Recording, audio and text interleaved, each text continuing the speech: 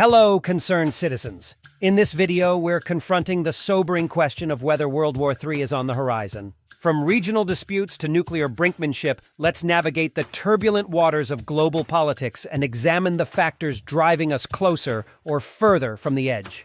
There is a lot of turmoil going on in the world these days. Everybody is constantly talking about wars. When Russia invaded Ukraine on February 24th, suddenly thoughts about World War III appeared in everyone's mind.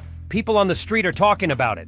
News is bombarding us with information about war. And what would happen is Putin decides this or Biden decides another thing. If you look up term World War III on Google Trends, you can easily notice big spike in February, when Putin announced his special military operation in eastern Ukraine. This spike is nothing weird. People got scared, so they started doing what is normal in scary situations.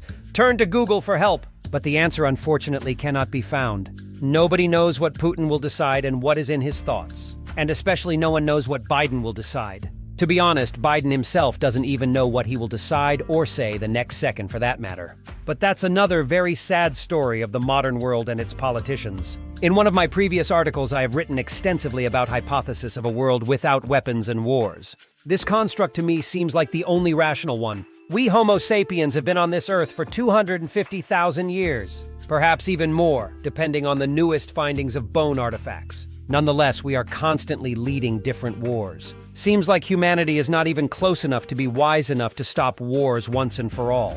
99% of normal humans don't want wars of any kind. Yet wars are happening all the time, constantly throughout history. Whether they are happening because of greed, vanity, insanity, or just economic profit, no one knows. Perhaps military-industrial complexes, MIC, are responsible for constant war rage. Who knows? But President Dwight D. Eisenhower's tried to warn American people and the world about military-industrial complex during his farewell address in 1961. I would for sure recommend that you watch this video, as it will give you goosebumps and clues why humanity is in constant conflict. What would be the first trigger for WW3? Unfortunately, things are as they are. The world is cruel, people are angry, and nations are almost behaving more insanely than ever before. And so in this situation, we need to ask ourselves what will happen if World War III really starts. Who would trigger the first nuclear weapon? What would happen then? Which countries would be impacted the most? And what would happen with regular people, economy, or security? One thing is for sure, our lives would change drastically for the worse. So then, let's dive deeper into potential scenarios and consequences. First thing that comes to mind is that Putin could go completely berserk and just say, I am going to destroy everything. I'm already 70 years old, what do I care? At least I will be remembered as the second president who decided to bring up the big gun, that is nuclear bomb. Yet nobody likes to be second. President Truman already did that. Okay, to be fair, it was not a nuclear bomb, but atomic. As everyone surely remembers, Truman decided to drop an atomic bomb on Japan on August 6, 1945. But hey, technology progressed, so Putin could actually be the first person to throw an actual nuclear bomb to another nation. So then, let's get on with a couple of possible, but hopefully scenarios that will not be realized. Scenario 1. Putin decides to launch a tactical nuclear bomb on Ukraine. Most experts agree that Putin probably wouldn't use nuclear bomb in such a way as it was used during Hiroshima and Nagasaki devastations. A more probable scenario would be to strike attack with so-called tactical nuclear weapons before escalating further. According to U.S. intelligence approximations, Russia has organized around 2,000 tactical nuclear weapons. Those are very different from strategic nuclear weapons like intercontinental ballistic missiles, ICBMs, which can travel more than 5,500 kilometers and deal gigantic damage. So in the case of tactical nuclear weapons, what could happen? Putin just wakes up one day with clear mind in his head. I am going to do this, so let's see what happens. The process around firing nuclear weapons is a complicated one. At least that's what we've been told for so many years. Rare people actually have any idea how the process really looks like, so let's not delve into details around that. Let's just hypothesize that nuclear weapons are fired to Ukraine. If we were to trust Biden, this will not happen. But it's hard to trust Biden, as he is completely lost most of the time anyway.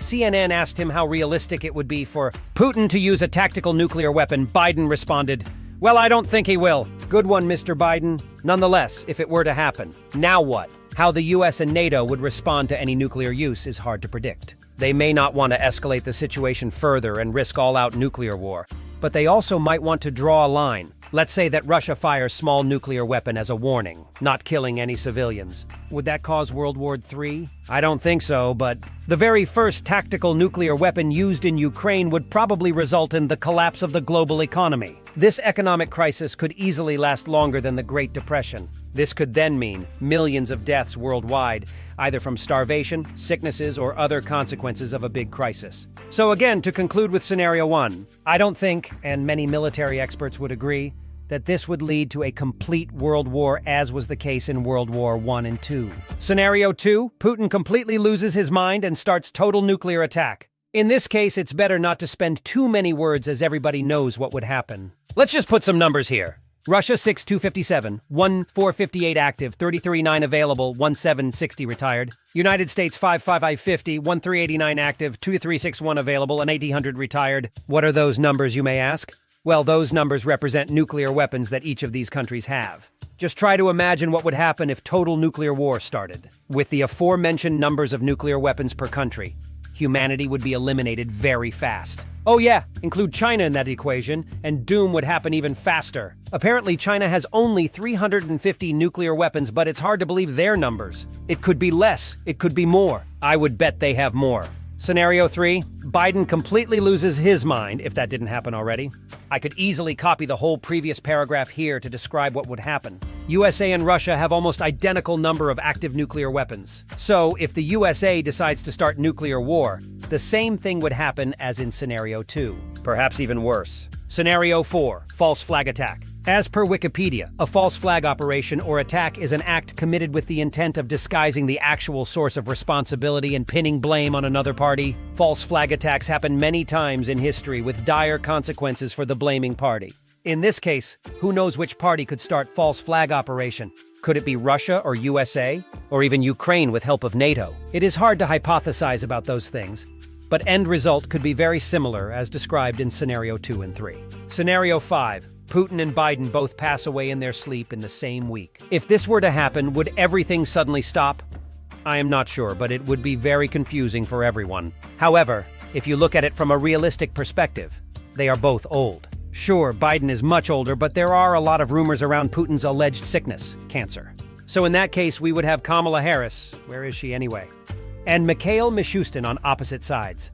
That is on paper only, of course, as Kamala is USA Vice President and Mikhail is serving as the Prime Minister of Russia since 16th January 2020. Would they sit together at the table and have grown-up conversation? Probably not. Political games would continue while innocent people die either on battlefield or because of destroyed economy. Neither of mentioned scenarios would be a good one, and there could be hundreds more of those hypothetical scenarios. But one thing is certain. Gigantic shifts are happening between global powers, and we could easily be on the verge of a new era. Will this new era bring humanity closer together? Or will we continue into complete physical and spiritual destruction, which will lead to an entirely new human revolution? Again, time will tell. But I think this time is not on our side, pun intended.